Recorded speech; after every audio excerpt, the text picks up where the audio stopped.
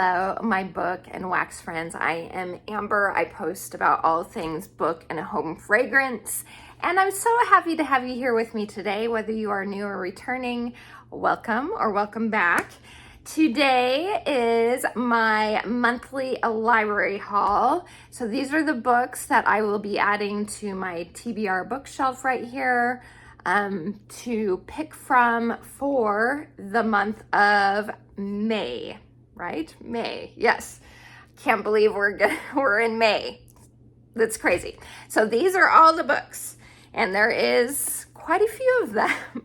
So I'm going to share them with you, and let's jump into it. So the first book I have to share is called, who's this even by? It's called The Siren of Sussex. It is a historical romance. Oh, Mimi Matthews. Drives me nuts when they put the tags on the front of the book. Drives me nuts. Anyway, so this is by Mimi Matthews, and I've heard it's really fun. Hopefully it won't be too spicy. I'm not sure of the spice level of this one. If you've read this one, let me know. But I heard it's a fun romp and perfect for this time of year. So this says, Evelyn Maltravers understands exactly how little she's worth for the marriage mart. As an incurable blue stocking from a family tumbling swiftly towards ruin, she knows she'll never make a match in a ballroom. Her only hope is to distinguish herself by making the biggest splash. Her only hope is, oh no, I'm reading the same line again. In the one sphere where she excels on horseback, in haute couture, but to truly capture London's attention, she'll need a habit maker who's not afraid to take risks with his designs and with his heart. So, sounds like it'll be fun. I don't think I've ever read one that's about like equestrian stuff, so that is cool. Okay, the next one I have is House of Ash and Shadow, and this is by Leah Stone, and it is the first of a series. I'm not sure how many books are in this one. I've never read anything by Leah Stone, so I wanted to check her stuff out. It says, 17-year-old Fallon Bone was born with a curse. A single touch from another person will always cause her excruciating pain. Thus, she has accepted that she will die without ever being kissed, without even hugging her own father. But when her beloved father falls ill, she breaks into the magical gilded city to find a healer, fae, that can save him. All right, so it's a fae story. When handsome Arian Madden agrees to help, everything she knows about herself and her curse changes. Okay, so that's all I want to read from that, but I'm excited to give that one a try. Okay, next, I've heard really good things about this one, and so I wanted to pick it up. The Magic of Lemon Drop Pie by Rachel Linden. I think this is a women's fiction book with a little romance in it too, from what I've heard. Lolly Blanchard's life only seems to give her lemons. 10 years ago, after her mother's tragic death, she broke up with her first love and abandoned her dream of opening a restaurant in order to keep her family's struggling Seattle diner afloat and care for her younger sister and grieving father. Now, a decade later, she dutifully whips up the diner's famous lemon meringue pies each morning while still pining for all that she has lost. As Lolly's 33rd birthday approaches, her quirky great aunt gives her a mysterious gift, 3 lemon drops, each of which allow her to live a single day in a life that might have been hers. What if her mom had not passed away? What if she had opened her own restaurant in England? What if she had not broken up with the only man she has ever loved? So, magical realism, women's fiction, with some romance is what it sounds like. Okay, next one is The Love Remedy, and this is by Elizabeth Everett, and the cover really drew me in on this one. And this, I've heard, I think this is a historical fantasy. Yeah, The Secret Scientists of London series. And this says, oh yes, historical fantasy romance is what it is. When a Victorian apothecary hires a stoic private investigator to protect her business, they learn there's only one way to treat true love, with happily ever after. When Lucinda Peterson's recently perfected formula for a salve to treat croup goes missing, she's certain it's only the latest in the line of misfortunes at the hands of a rival apothecary. Outraged and fearing financial ruin, Lucy turns to private investigator Jonathan Thorne for help. She just didn't expect her champion to be so grumpy. A single father and an agent at Tierney & Co., Thorne accepts missions for a wide variety of employers, from the British government to wronged wives. None have intrigued him as much as the spirited Miss Peterson, as the two work side by side to unmask her scientific saboteur. Lucy slips ever so sweetly under Thorne's, battered armor, tempting him to abandon old promises. Sorry, I don't have my reading glasses, so it might not be fantasy. I don't know. It might just be historical romance, but woo, there we go. It sounded good. It seems cute. And so, all right. Then we have Very Sincerely Yours by Carrie Winfrey. This is also part of an interconnected standalone, possibly, but this is the one that I saw recommended. I can't remember whose channel it was. She recommended it. It's a clean romance. And it sounded like one that I thought would be really cute, along the same lines of You Got Mail. And I love that movie. And so when I saw this, I was like, and she talked about it. I'll link her channel down below because I cannot remember the name of her channel. I'm so sorry, but I'll link her channel down below. So this has a charming and heartwarming new romantic comedy by the acclaimed author of Waiting for Tom Hanks by Carrie Winfrey. So I don't know if they're interconnected standalones, but they're cute, clean romances. Teddy Phillips never thought she would still be spending every day surrounded by toys at almost 30 years old. But working at a vintage toy store is pretty much all she has going on in her life after being unceremoniously dumped by her longtime boyfriend. The one joy that she has kept is her not so guilty pleasure, Everett's Place, a local children's show hosted by Everett St. James, a man whom Teddy finds very soothing and cute. Teddy finds the courage to write to him, feeling slightly like one of the children who write to him on his show.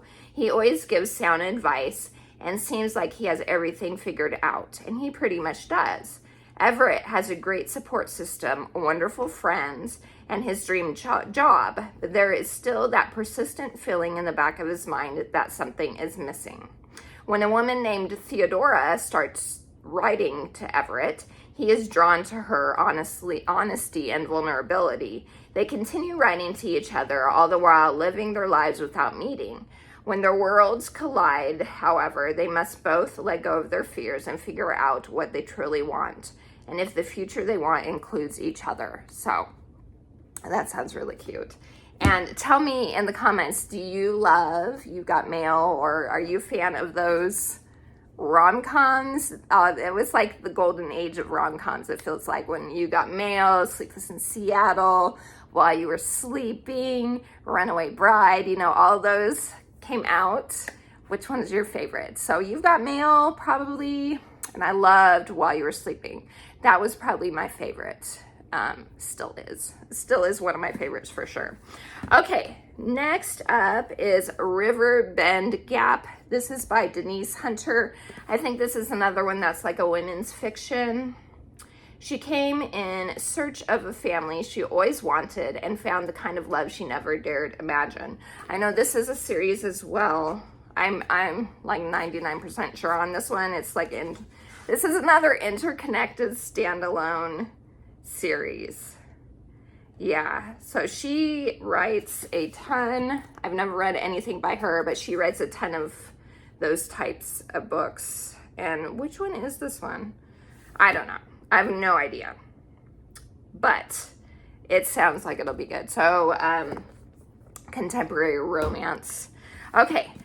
Then we have a few fantasy. The Book Jumper. This is by, I do not know how to pronounce that name.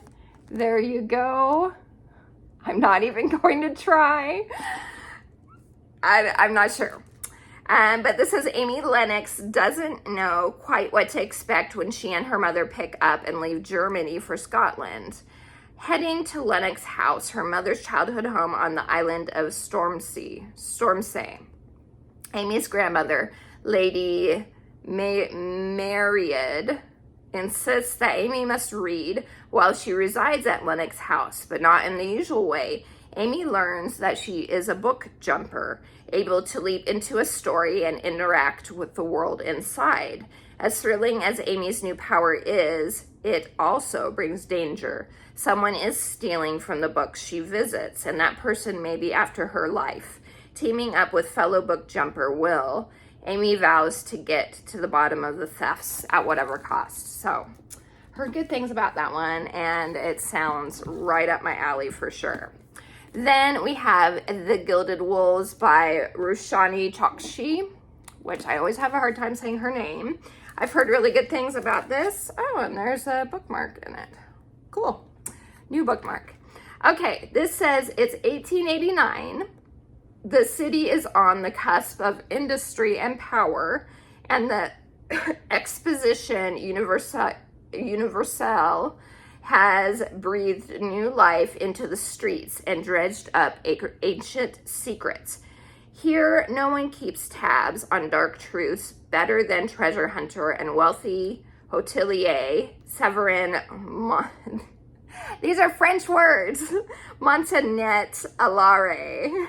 When the elite, ever-powerful Order of Babel coerces him to help them on a mission, Severin is offered a treasure that he never imagined, his true inheritance. To hunt down the ancient artifact the Order seeks, Severin calls upon a band of unlikely experts, an engineer with a debt to pay, a historian banished from his home, a dancer with a sinister past, and a brother in arms, if not blood. Together they will join Severin as he explores the dark, glittering heart of Paris.